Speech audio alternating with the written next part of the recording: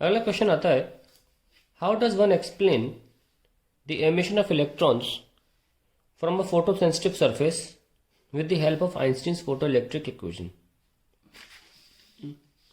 Emission of electron साबित करना है। क्वेश्चन नंबर क्या है? ये क्वेश्चन नंबर है 28।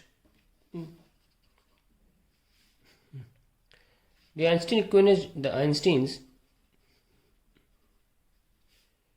equation is h nu is equals to work function plus maximum kinetic energy। अब एक्सप्लेन करते हैं। सरफेस है मेटल का, ये एनर्जी और इसमें से इलेक्ट्रॉन्स एमिट हो रहे हैं।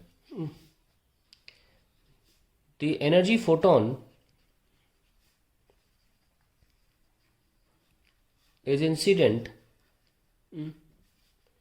on the metal plate and is absorbed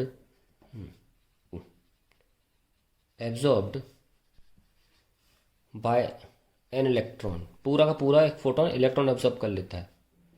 part of this energy is used up in overcoming work function. Work function क्या होता है? वो एनर्जी जिससे बाहर निकले जस्ट अभी। Overcoming work function and the remaining energy is used in providing the emitted electron some kinetic energy. तो सिर्फ निकलना ही नहीं है, वो किसी वेलोसिटी से दूर भी जाता है।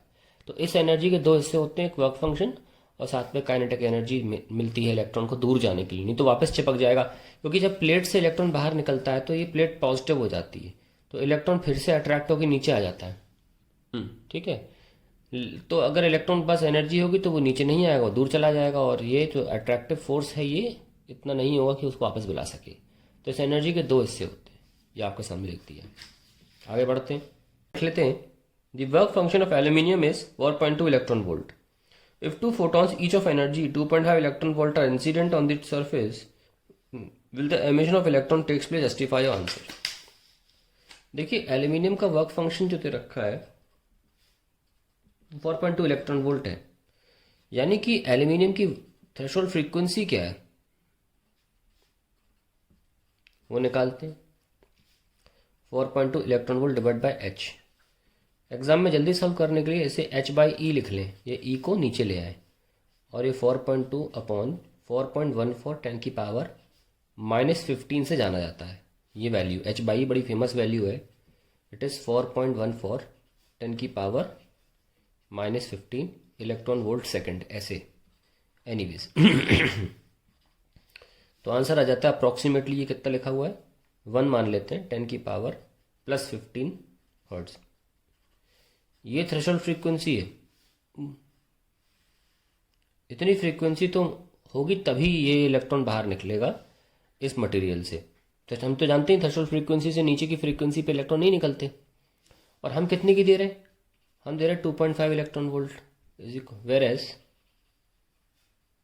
Incident photon has E equals to इतना। तो अभी जो हम फ्रीक्वेंसी दे रहे हैं वो कितनी है? 2.5 by H by E, that is 2.5 on 4.14 10 की पावर -15। तो अपन 4 भी मान लें इसे तो कितना हो जाएगा 0.625 10 की पावर +15। हम ये बोल सकते हैं सिंस इंसिडेंट photons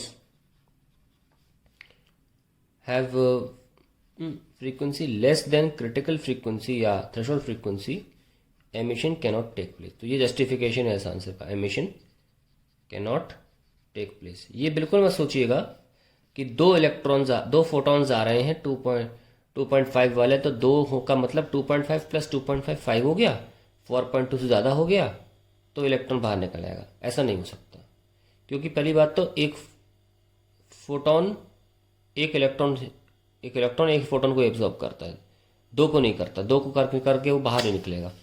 सो वैसे इसका आंसर इस तरीके से थ्रेशोल्ड फ्रीक्वेंसी से ही निकालें। एनीवेज आगे बढ़ते हैं। C part, the stopping potential in an experiment on the photoelectric effect is 1.5। What is the maximum kinetic energy of the photo electrons emitted, calculate in joule. थोड़ा simple question है ये। Stopping potential जो है वो 1.5 volt है, ठीक है। तो काइनेटिक एनर्जी मैक्सिमम वाली क्या होती है, स्टॉपिंग पोटेंशियल इन इलेक्ट्रॉन वोल्ट्स। तो आंसर है 1.5 EV। और जूल में बोला है तो आंसर होगा 1.5 इंटू 1.6 10 की पावर -19। 1 इलेक्ट्रॉन वोल्ट का मतलब यही होता है जो मैंने यहाँ लिखा है। 15 16 सा 2.4 10 की power -19 joule. That is the answer to the question.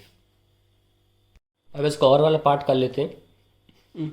Using Bohr's second postulate of quantization of orbital angular momentum show that circumference of the electron in the nth orbital state in hydrogen atom is n times the de Broglie wavelength associated with it.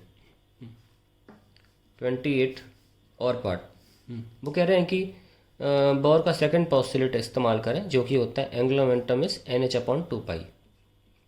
इसका इस्तेमाल करके साबित करें कि circumference of electron in nth orbit in hydrogen atom is n times the de Broglie wavelength. तो देखिए nucleus है ये, और ये हमारा इलेक्ट्रॉन सर्कुलर मोशन कर रहा है।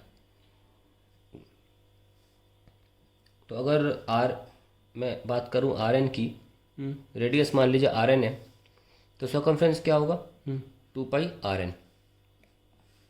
हमको ये साबित करना है इस पोस्टुलेट का इस्तेमाल करके कि ये सर्कमफ्रेंस की जो वैल्यू है ये n times the wavelength of electron है।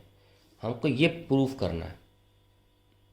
टू प्रूव कैसे करें, इसकी मदद से यहाँ पहुँचिए। कैसे, उठाओ इसे, L is equals to NH/2π। हमको ये पता है कि L का मतलब MVR होता है, सो NH/2π। नाउ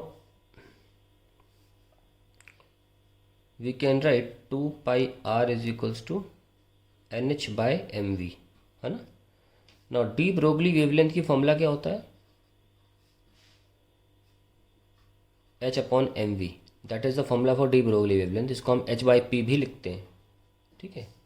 सो सीधे रिप्लेस कर दीजिए, ये हो गया साबित, प्रूव्ड। एक क्रॉस मल्टीप्लाई करने से प्रूव हो जाता है। डन। नेक्स्ट बना के भी दिखाता हूँ। एक एग्जाम बनाने को बोला गया था।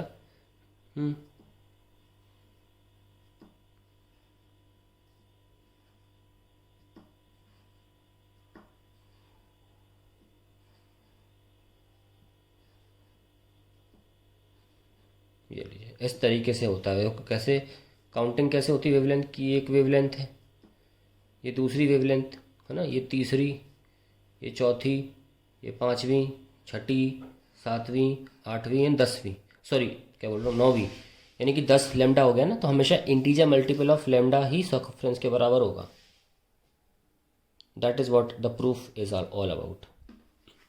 Next part, the electron in hydrogen atom is initially in third excited state.